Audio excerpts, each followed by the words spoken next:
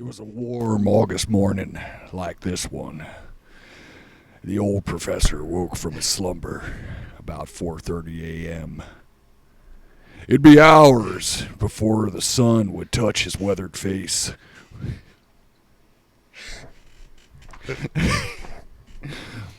As he made his way to the dojo to teach people how to kill.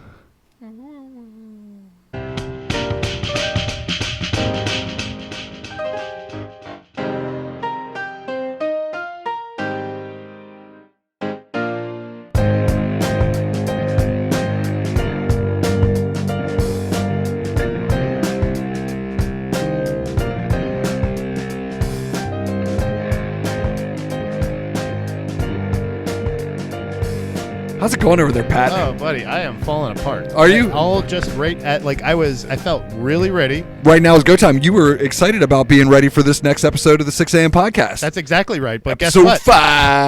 5. What happened? Not. No, you're not ready. You look like, everything's falling apart, starting with your pen. Yeah, my pen bled all over my tie-dye shirt, which isn't really going to be a big issue through, Right. I put it in the wash. It's just going to look a little prettier. Yeah, I agree with you. Maybe it did you a favor. But then after that, then all the technical malfunctions and trying to get all the timing right and everything synced up. It was like a 3, 2, 1 and push a button at the same time. It was like we're... it's like a bomb squad here. I know, it's exactly right. I was afraid that if I missed it, I'd ruin the whole freaking show. But you did. And guess what? What? You did.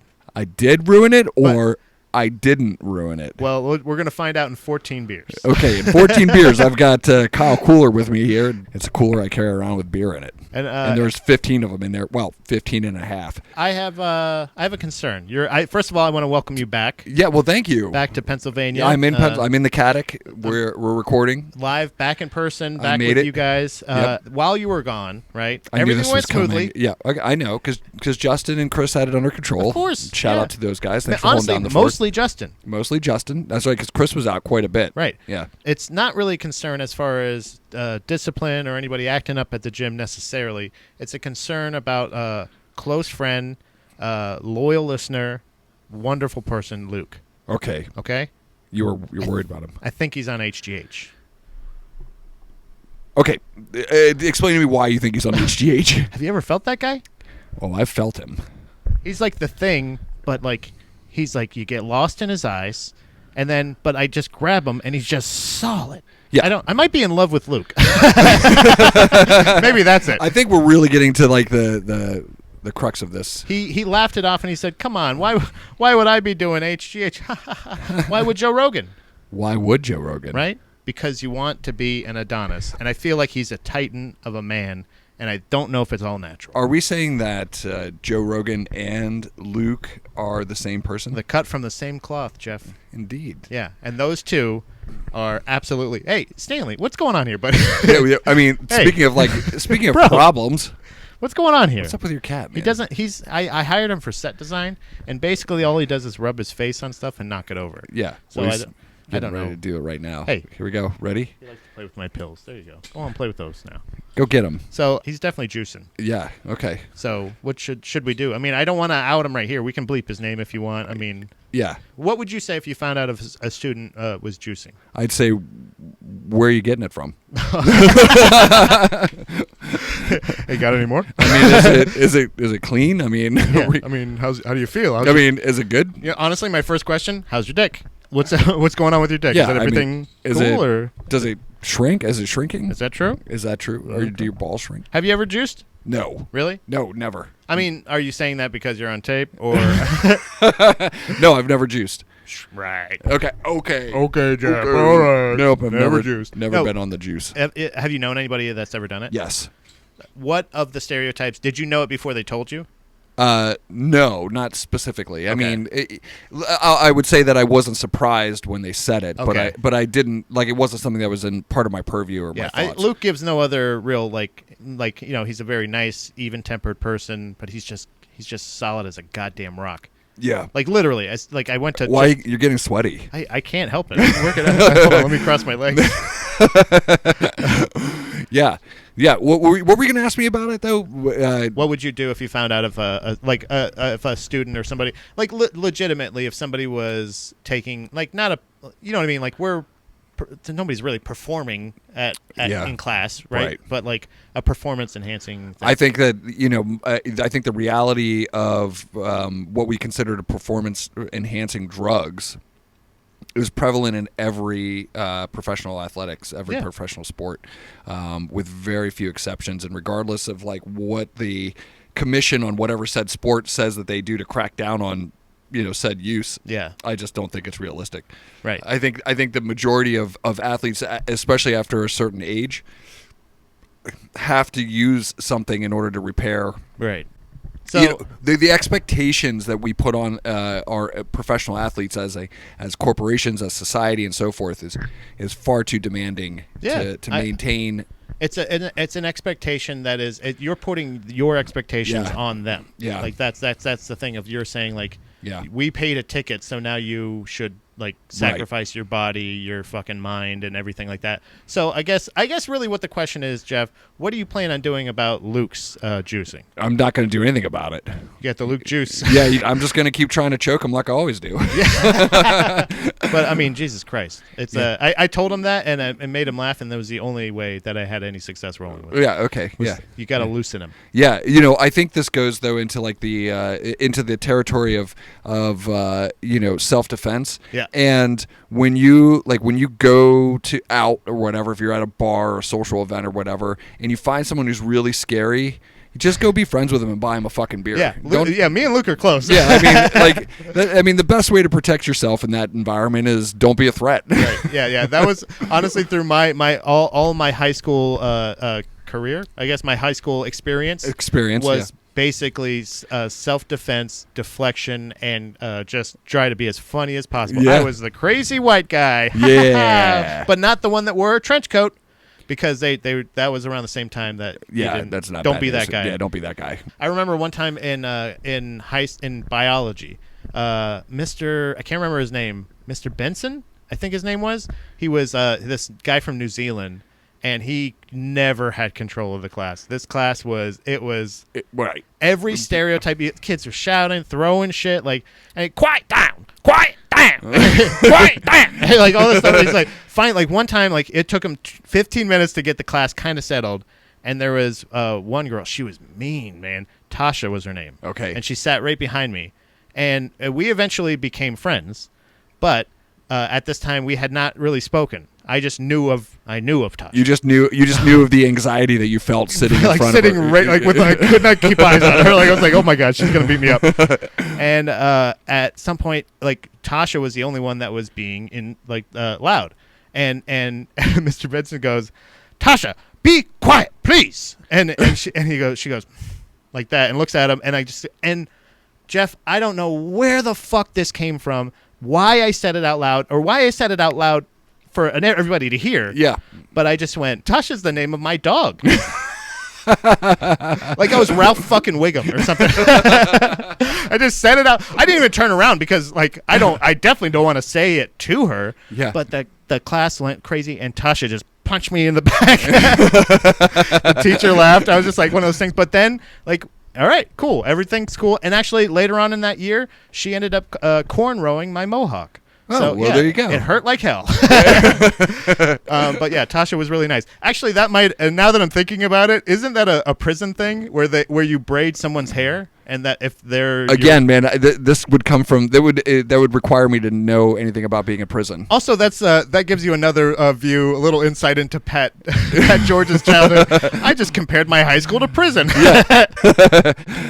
But Jeff, how was the rest of your trip out there in Florida? Well, speaking of, well, I'll tell you, the rest of the trip was great. Yeah. I had a great time on the beaches of Cocoa Beach and surfing and spending time with my lovely bride and my children in the surf. Wonderful. I enjoyed very much the Kennedy Space Center. Right? Isn't that cool? As I'd mentioned on the last podcast, I wanted to be a fighter pilot at one point in my life. And so anything that have to do with aviation or, space travel and so on and so forth is exciting to me. Did you get those tingles? Like, did you get Oh, those, yeah. I get all kinds of... I say that's the one thing I will say, like, there was a lot of, like, really cool, like, presentations and things that were, like, multimedia presentations that would, like, take place at the Kennedy Space Center. And my only criticism of it is that just as soon as it was ready to hit you in the feels, it would shift to something else. And I'd be like, oh. Like, I mean, I was like...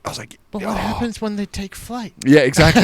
You were just like, I want to hear about the time that the first time you were in air, in space, or right when you cracked the what is it, the sound barrier, or the, what is it? Which way are you going? Are you breaking out of the atmosphere? I know. Yeah, I went this the way. Stratosphere? This way. Yeah, whatever. If you're going this way, we're talking sound barrier. That way. Yeah, not this one. This one. When I'm going this way.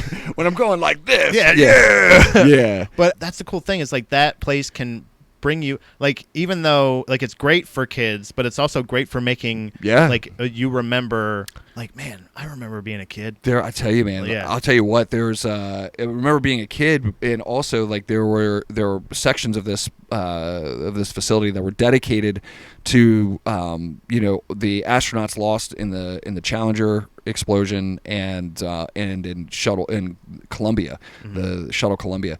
And it was very moving. And then in part of this exhibit, between, like, the stories themselves and personal artifacts from all the astronauts that lost their lives. Interesting fact: my uncle Gary actually flew A6 Intruders. Was a squadron mate with one of the guys who was the pilot of Challenger. So, at any rate, when you make your way through there, in the back, there's, like, just this quiet section where they have pieces of these shuttles that they recovered. Oh, man, that's crazy. Shit's rough, man. Yeah. Like, anyway. Yeah. So I don't want to bring the whole podcast out, but it was amazing. It was a really, like... How did your son fare? Like, did he, like, was it like, oh my God, I don't want to leave, or was it like, that was awesome? He was like, yeah, it was cool. Like, he was like, it was awesome. I think there were, we had moments where, like, there was, like, I don't ever want to leave this place, and then there was moments where we were like, let's get the fuck out of here. Yeah. I mean, we capped the end of our vacation off by going to Disney World for 2 days. Oh yeah, I forgot about Epcot. Yeah. We went to Epcot, and we went to Animal Kingdom. And my kids, like, Epcot was like, they were doing their wine and food festival. So, I mean, it would have been cool if it was just Melissa and I going around drinking and eating food. Would have been cool. The kids didn't quite get the same type of, like, kick out of it for the day. But Animal Kingdom, they fucking loved, man. They went bananas there. So. Yeah. Do they do rides and stuff? Like, do you guys? They have like experience rides. They're not like real, like, roller coasters or anything like that, which is fine because I don't particularly like roller coasters. I was gonna say, does any of your family do that? They all of my whole family loves, like, they have season passes to Hershey Park and shit like that. They love roller coasters and all that jazz. And I'm just not. It's just not my jam. I had one nightmare when I was a kid. That's the one where it flies off the tracks, right? No, or that. No, it was just the climb. It was literally just the climb? No, it was just the climb, and I could see the parking lot, like, from the ride, like, in my dream, and it was the loss of control. It was the heights of it. It was all of that fear and anxiety was like it just cemented in me. Now, I mean, you give me a nice edible and a good old vape pen while I'm in the line, and I'll get in. I rode the Mummy, which is an indoor roller coaster. Yeah, doesn't go upside down or anything like that. But to me, that was a huge win. Dom was little kid, just, first day of school without crying, proud. You know what I mean? Like, she was like, that was so great. You did such a great job. And I was like, can I get a funnel cake? She said, you earned it. Yes, you can. Who's a big boy? And I was like, I'm a big boy? Me? Is it me? Did I do good? Yeah, you did good. Anything that goes, like, up or whips you around or anything. Yeah. Like, we just watched like a first person, like a POV of somebody riding, I think, the Hulk. Okay. Which is at Universal Studios. Okay. And I was like, no. Yeah. And you know what it is? It's the lulls. It's when they go, because that one just goes bam and just shoots out. Right. And I'm like, this and that. I'm like, I'd probably go, but like, I'd be okay. Sure. Because I can't really register anything. It's but going too quick. Slows down like this. Yeah. And I'm like, it's the anticipation. Why am I stopped like this? I don't like this. Then I would start pooping myself. Yeah. So, yeah. And then good luck to anybody behind me. My whole thing is, like, I'm just not my size is not built for a lot of these things, Yeah. and so when you get into them, like, it's just very clunky to me. It's not like a smooth experience. It jerks you around and like slams you into things. Your knees are smashing into everything, and I'm like, this is just uncomfortable. Like, it's not like this just hurts. Yeah, It's just kind of like right. I'm not having a good time. Yeah, the only other thing I've done that's kind of like that reminds me of is like water slides. Yeah. I've done like the tube ones. Oh, okay. You're and not talking about one ass cheek getting stuck and the other one like dragging across. No. Okay. No, like the ones where like you sit in the thing and it's like goes, but like Dom kind of does this thing where like she's like, it's fun to try to like flip it. Yeah, like, and I'm yeah. like, no, it's not. So like I've like, but if you're really tense on a water slide, you're going down and you're like thunk, thunk, thunk, thunk, like you're hitting your elbows every time it hits a thing. Right. There was one where I sat back at Adventure Island back in Florida, like not far from Busch Gardens and stuff like that. Yeah. Some of the more go-to parks that we would go to, like amusement parks. Yeah. more affordable even. But like no doubt. You'd sit back and like when you like no tube, you hit this one bump and like your head just goes like that. I'm like, why would you do that?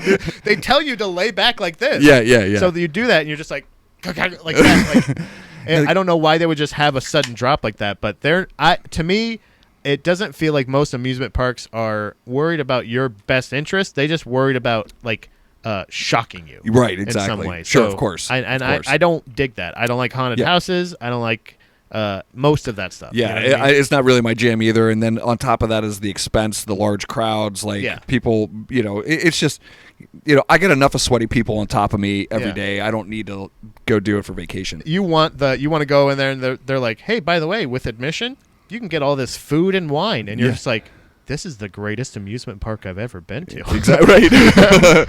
Hold on, and you have benches too? There's seating? I can sit down? Win! That's like win. That's a huge adult win. I did have to laugh, but I'm going to digress before we get to our point. Is that hilarious? Like, go to Florida and have like everybody's super nice, blah blah blah blah blah. We get to the airport to leave, and our flight is we're flying out of Sanford, Orlando. Okay, smaller airport. Yeah. And we finally know when we're with our northeast people, because everybody, like, instead of, I noticed like the whole week I wasn't cursing, I was like being nice, I was being pleasant, and then I get there and like everything's like fucking this and fuck you and fuck that, and I was like, my people, we're home. Our flight was delayed by 6 hours because of a mechanical issue.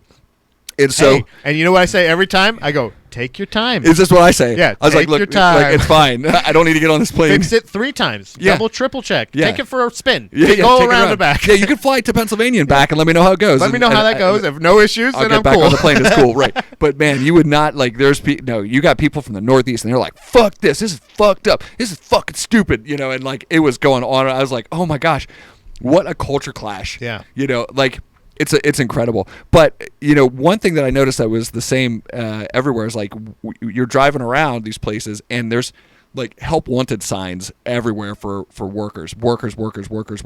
Mostly like service industry job. And they say like it's as easy like to apply text like at Taco Bell to apply text jobs to this number, right, and like then you're fucking apply. Yeah, sure, right. But yeah, you're right. Every business has this. It's incredible. It's kind of like this is going to be our main topic today. This is not jiu-jitsu related. It's not not really skateboarding related or underground related, but it does smack of like a punk rock ethos, and that what we're seeing here. And now look, we're going to look at both sides of this coin, guys, because we're not falling for one way or the other.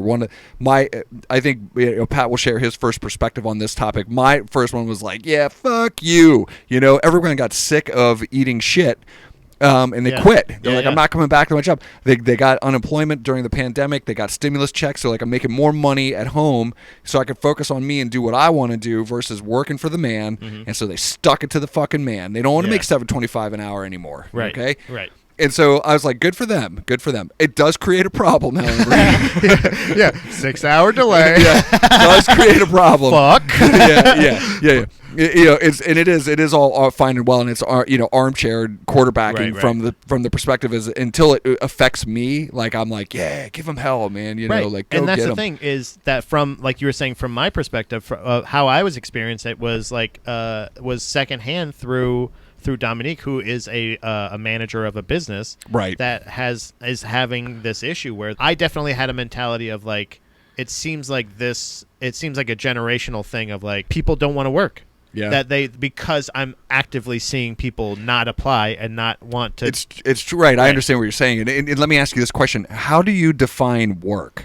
I feel like doing shit you don't want to do that needs to be done. And that's work right. for you. Okay. And in my opinion of like, I guess not in the traditional sense, but in my view of it, it's kind of like if you want to make money to do the things you like to do, you kind of have to do things that you don't want to do. Sure. You kind of have to grin and bear it. Sure. This is where I started. Okay. Was of seeing this like only from this perspective of seeing like, for lack of a better term, conservative parents, and not in not in a political sense, but conservative like in my day we did this. Sure. In my day I worked at a fucking McDonald's and I fucking hated it and it sucked. But it's kind of like paying your dues. Sure. But it's almost like it without recognition of maybe those dues aren't necessary anymore. So I kind of feel like, oh, you don't have to deal with that shit. So it's bitterness projecting itself as me going, you don't want to work. Right. Because you don't want to work for them. Right, exactly. Do you know what I mean? Yeah. Yeah. It's funny. I hold a different perspective on work in general. And and it's evolved over time. I mean, I think I shared a lot of that. I have a work ethic that I think I'm confident in saying like I like to work. I work a lot. But I look at everything as work. So, I have my professional life where, I work as a graphic designer and, when I'm not fucking off in the studio recording podcast episodes, drinking beers, I'm working. Yeah. I look at jujitsu as work. I teach 5 mornings a week.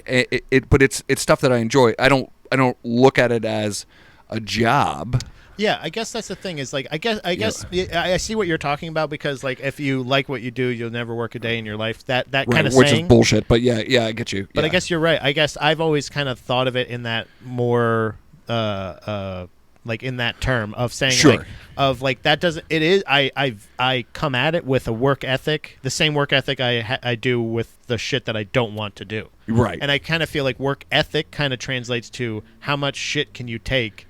You know what I mean? Like how much can you handle and how much can you endure to earn the most to do so that way equals to you get to do more of what you want to do. Like you got to earn it. I don't think you should just be able to do what you want because you want to do it. Right. And I think that's I guess a more explanation of mine. I'm sorry I interrupted you. No, you didn't. No, it was fine. Let me ask you this then. Why do you have to suffer first?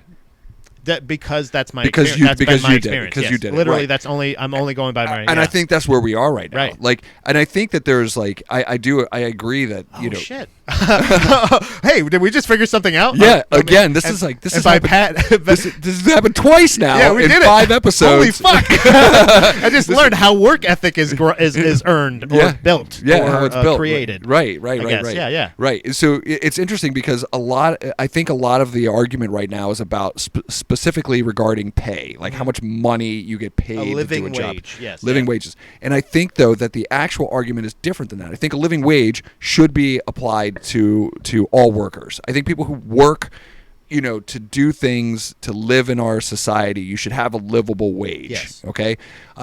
It alleviates a gigantic burden on all kinds of issues, starting with like welfare and so on and so forth, to create an environment and food.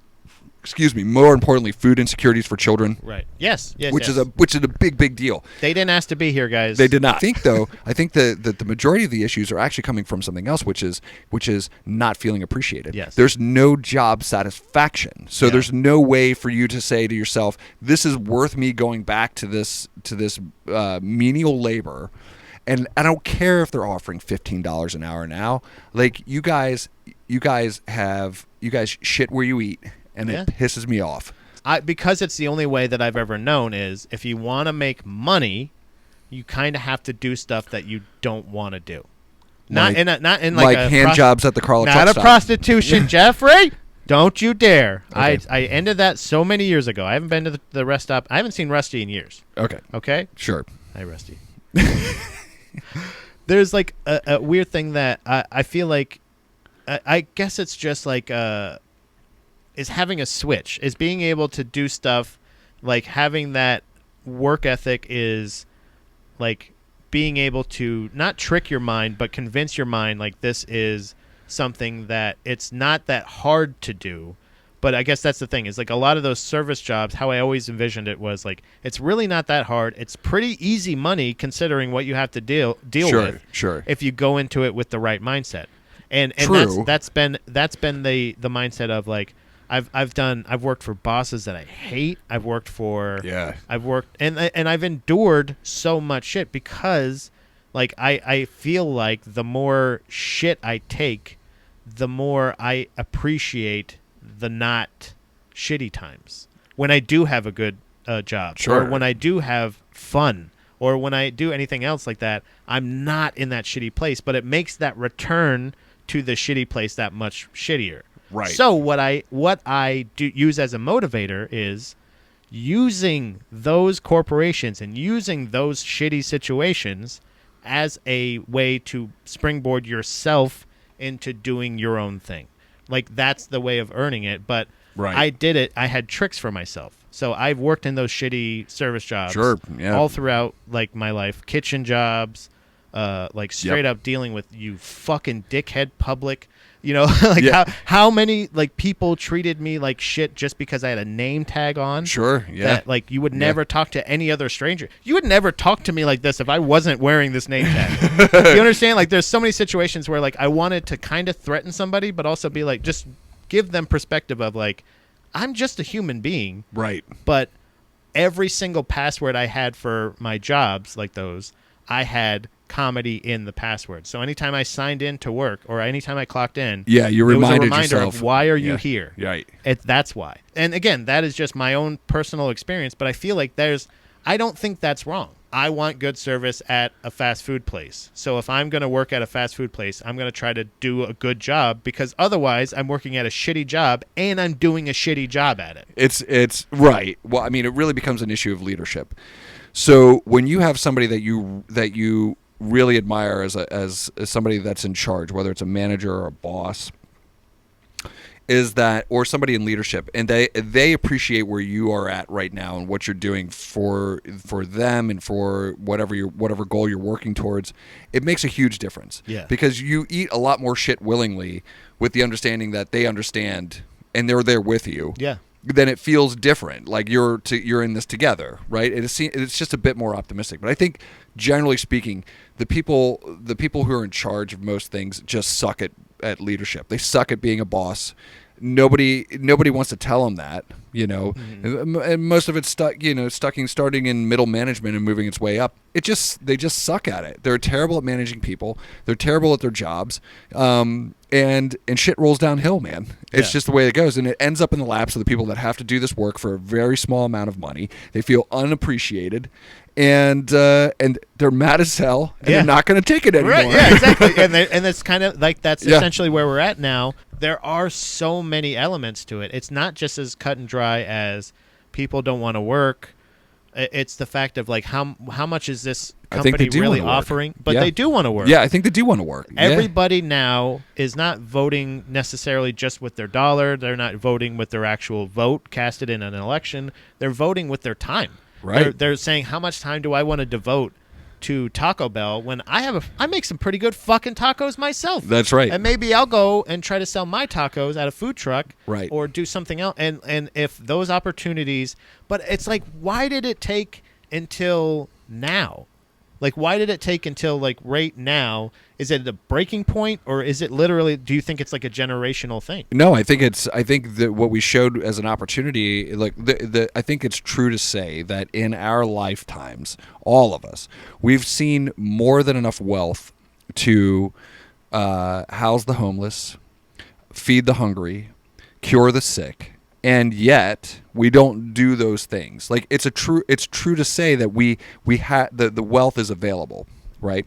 Yeah, and not because I believe in socialism or it's like it's statistically there is that much wealth owned by a single person that could do this much. Correct. Right. I think it's possible that if we didn't waste so much time doing stupid shit that we would be able to get more things done. But that being said, I think that what we did is because of the pandemic, there was an opportunity for people who were living at that either under the poverty line or right at the poverty line to see that like, oh shit, there is like, I mean, I've got unemployment, I've got a stimulus check coming, once every quarter, and lo and behold, I can live better. I didn't say good. I can live better than what I was when I was working 40 plus hours a week, or working 2 jobs.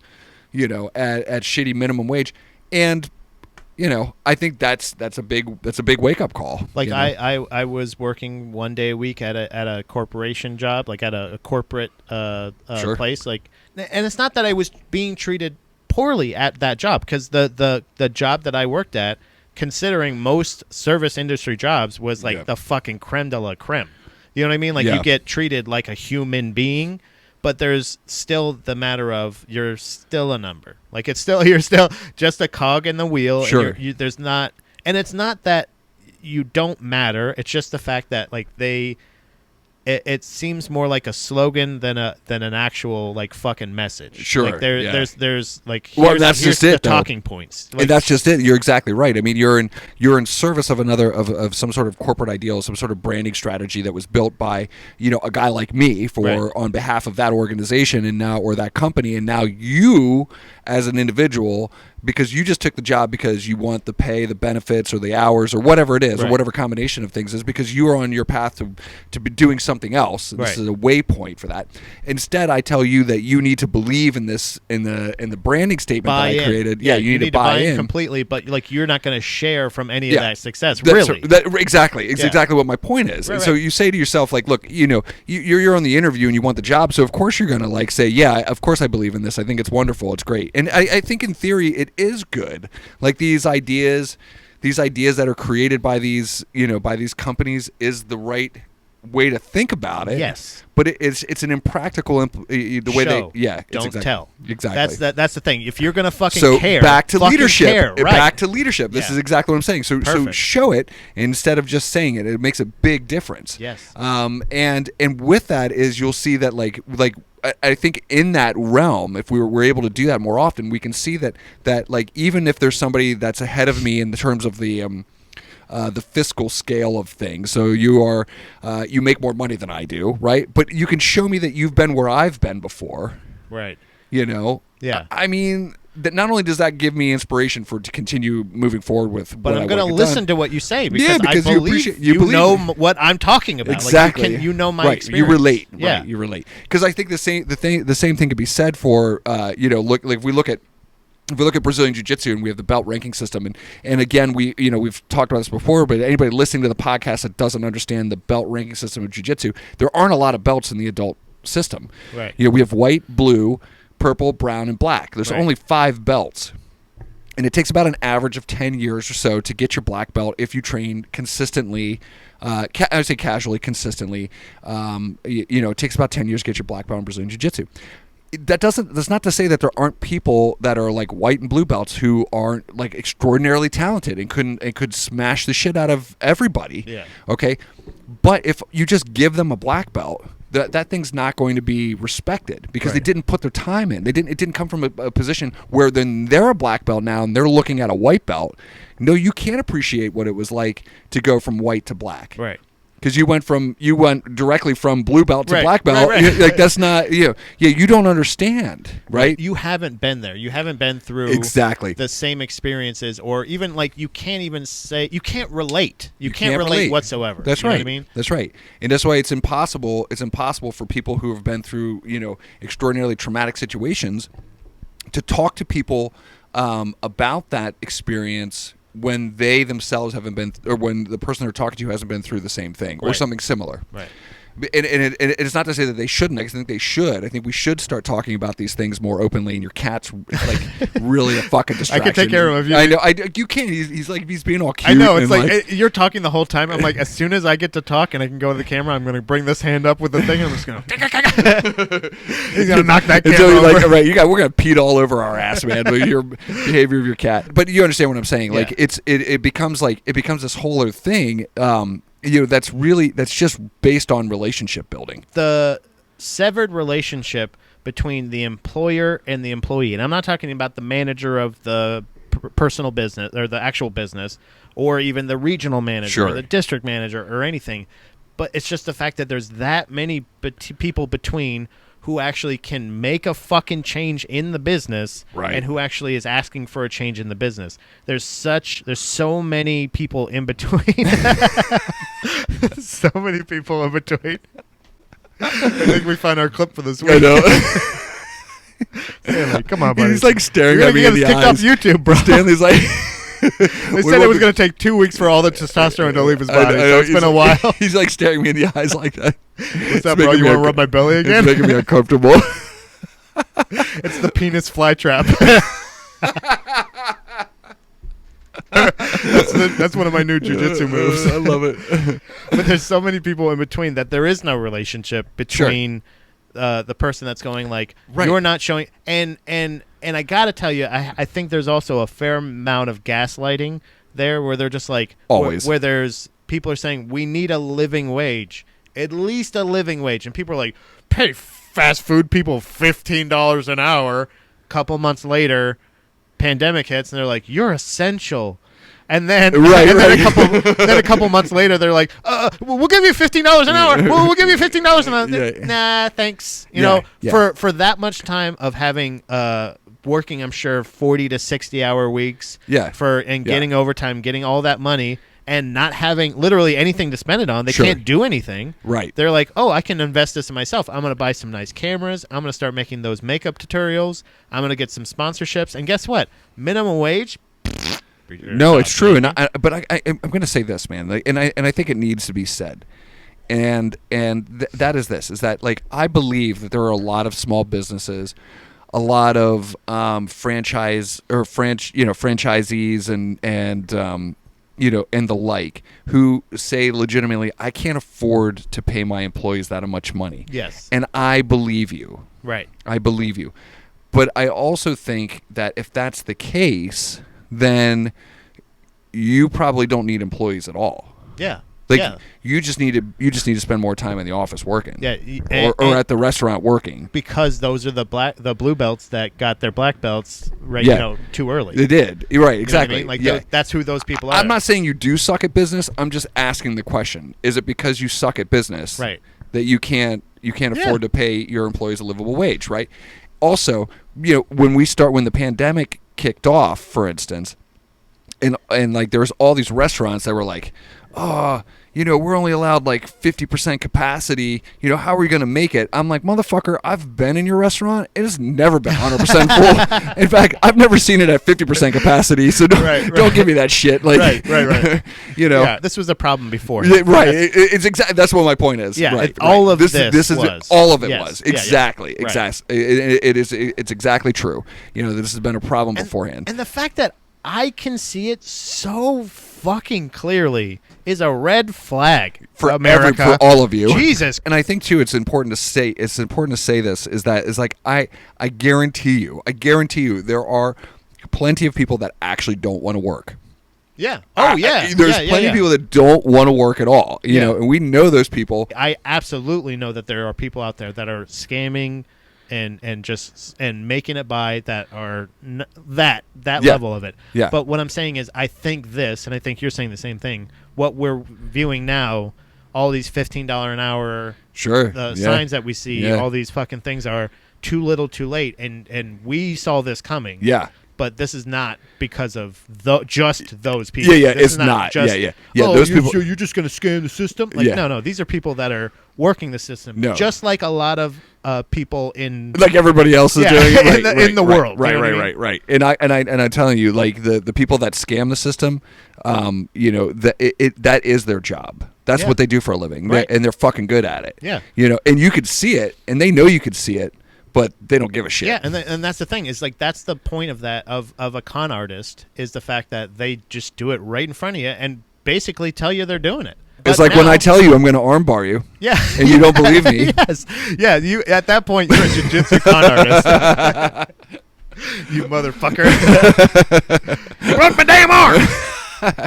So Yeah. Anyway, man, that's like it was an interesting thing to talk about for today. I mean, it's not like we're not coming up with any solutions. I just think it's interesting to think about or talk about like why we're in this boat. And I wish we did have like a legitimate solution to this, but. Oh, you got it now, man. You had it. You got I had sprayed. to blast him. You had to get blasted. He likes it. I'm sure It's he really does. weird, actually. He goes over and then he just starts licking the spot that I got. He's just like, I this love is it. fucking awesome. I love when I'm wet. But yeah, Gotta dig. But at any rate, I wish there was like some sort of like global solution for these types of problems, but there just isn't, man. there isn't. No, and it is. If anything, the fact that I've turned my view around on it, the fact that I see it now as kind of these are just people that are kind of like you said, fed up. They're just not gonna take it anymore. Yeah. Well, I'll say this to all to all the business owners that are here now, and you have these employees that are still continuing to work, and is just take a note from what's happened already and don't abuse them. Right. Pay them well, help them out. Like they'll stay, they'll stay and help you. But if you keep doing the same shit that ended up in this spot, because here's the thing about leadership, man. And again, like, fuck, I'm doing it again where I'm quoting Jocko, right? Or like, Jocko's he's a big fan. He's reached out. He has reached out. Yeah. Is that like if you're in leadership, it's your responsibility. Yeah. That's the bottom line. Like, so if your employees all fucking left, it's your fucking fault. Right. You're the one. You're in charge. You're in charge. Yeah, That's yeah. right. And if the buck stops with you, because it always does. Like it's these guys and gals run around talking about talking their big game, and then once the shit hits the fan, it's everybody else's fault. That's not leadership. Yeah. That's excuse making, right? And that makes you a weak leader. That's all there's to it. Yeah. So take this opportunity to reassess, reinvent, and refigure out like how you're going to navigate these waters. You'll be just fine. It's not a word, but I'm creating it right now. Responsibilize yourself. Responsibilize yourself. Responsibilize yourself to the situation and fix it. Okay? It was a hot August afternoon. I love your narration. It was a hot August afternoon when Pat came up with a new word for America. Jeff. Yes, sir. I have a question for you. Sure. Hit me. What's on your turntable? Oh, what's on my turntable? Mm-hmm. Okay. Are you a fan? No, I am a human being.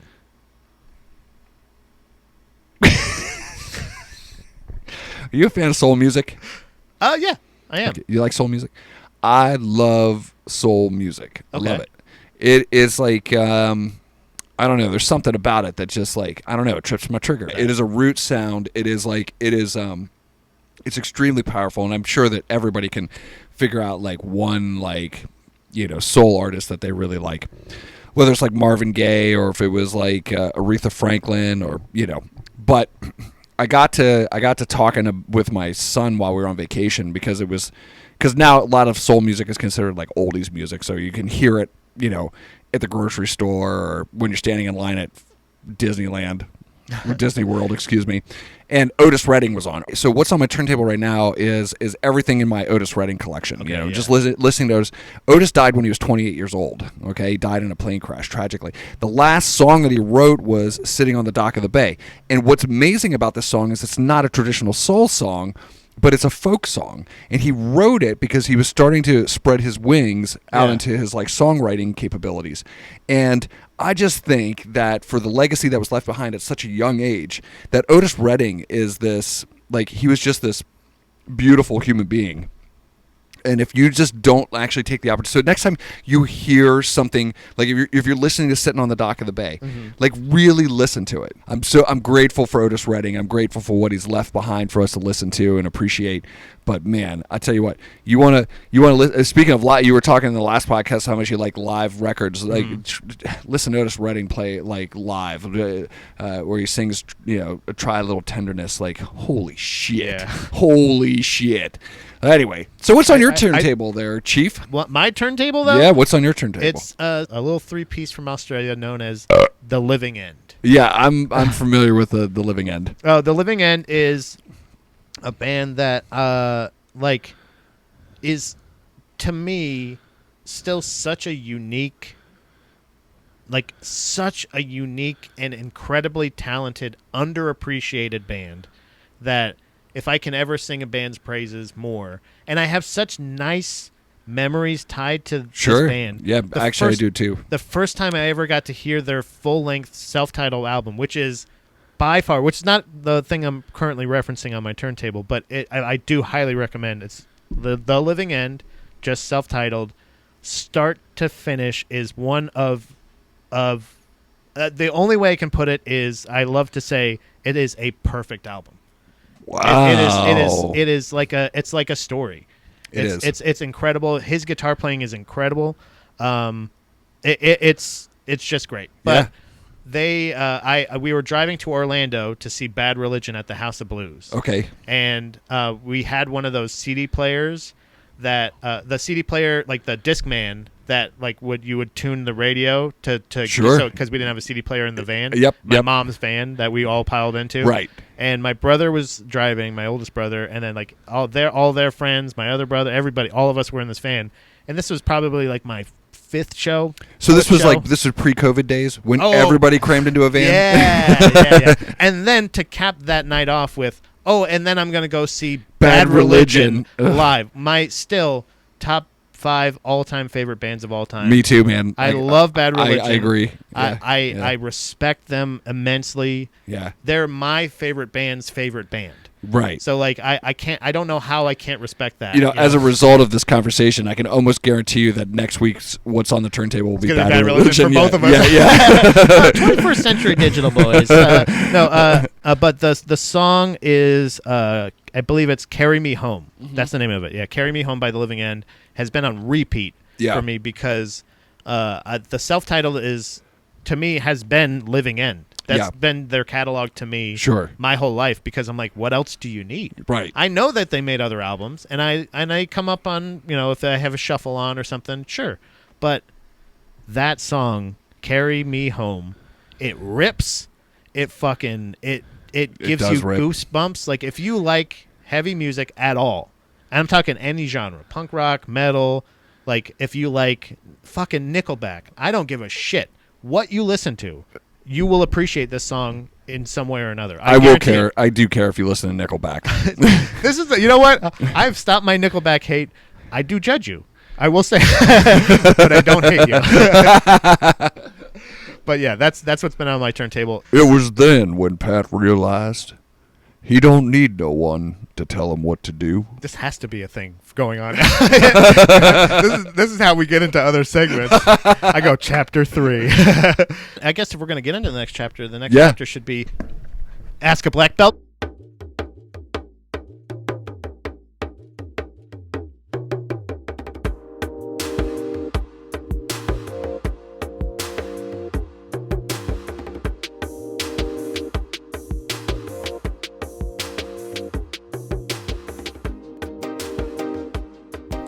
But HGH user himself, Luke Weaver, sent in the question. He said, ask a black belt question. You murder someone for calling you a poser, even though you skate. and the state of Pennsylvania sentences you to death. Yeah. What is your last meal before the electric chair? And why is it Kyle's mom's ass? I told him, oh, great, another serious one. I wish we would get some jokes. Okay, but yeah, what's your last meal? What's my last meal? Okay, so I've murdered somebody. They deserved it. You're like they deserve it because they called me a poser, so they're dead. But you do skate. But you even showed them pictures and video on the internet. It matters not whether or not I skate or not because they're dead. Right. And what they did find out is that I'm a black belt in Brazilian Jiu-Jitsu. before they died. Right. Yeah. Did you whisper it in their ear before you finished them, or did you just like actually pull it out and go? It was then when Mark realized Jeff was a black belt in Brazilian Jiu-Jitsu. Anyway. All right, so, okay, my last meal. Oh, man, that is a really great question. I'll have to think about this one. Okay. I don't know what the protocol is for like last meals, by the way, in like prison terms. I think you're given a budget. I honestly don't know. I can actually look that up while you're doing it. But Okay, well, I mean, it's not. It's irrelevant. We'll just put this in like the sort of the ethereal catalog, right? Okay, and I know this is going to sound cheesy, but here's what my last meal would look like. I want my wife's spaghetti. Okay, the spaghetti that she makes specifically. I want to eat a plate. I want to eat a gigantic plate of it because that's what I normally eat. Yeah. I want a 6-pack of Old Milwaukee. Okay. And I want a pack of Camel Lights.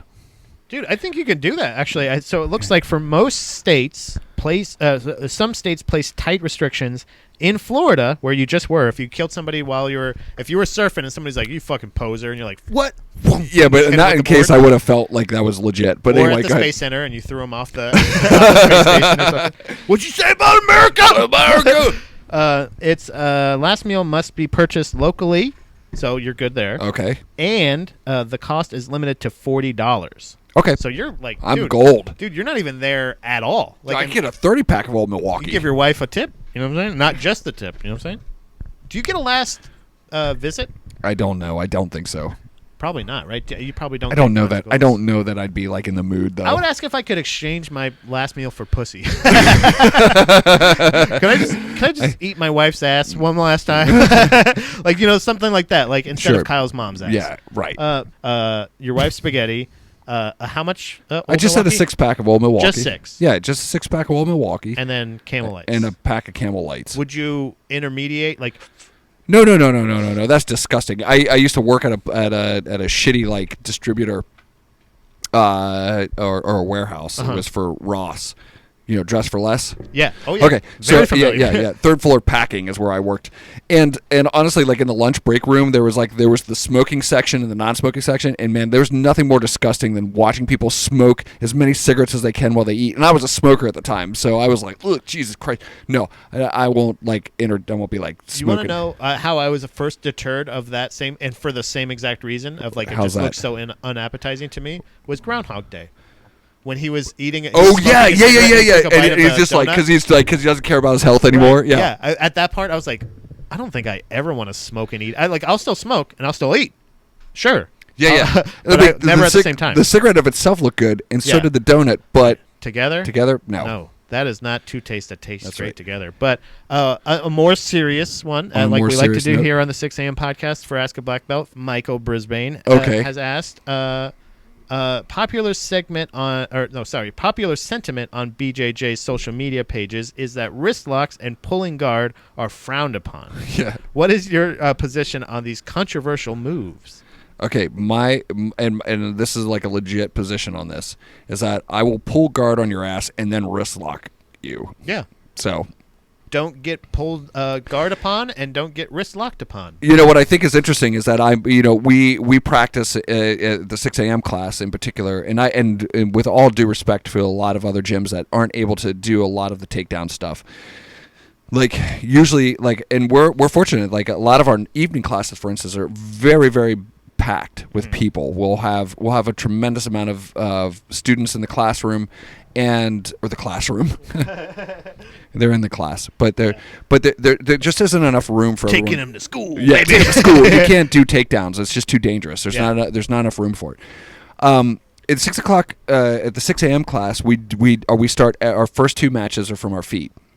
And it's really important because every match in competition, for instance, starts on your feet for Brazilian Jiu-Jitsu. And honestly, if you got into an altercation out on the street, you're going to be on your feet. And we have a judo program. Yeah. And we also have and have had in the past, wrestling coaches who understand, freestyle, Greco, and the whole works in wrestling. We do wrestling takedowns. So we do understand the takedown game. However, like, pulling guard is a significant part of Brazilian Jiu-Jitsu, and knowing how to pull guard and how to use that to your advantage is a skill set like anything else. And the only reason that people complain about it is because it's very frustrating when you want to take somebody down and they pull guard and they fuck your shit up. Yeah. It's frustrating. The same thing goes with like wrist locks, or there's a couple of other taboo submissions, and the reason that they're taboo is because people fucking hate getting stuck in them. Yeah. All right, guys. Well, that'll be it for this episode. So, here's my advice. Don't shit where you eat.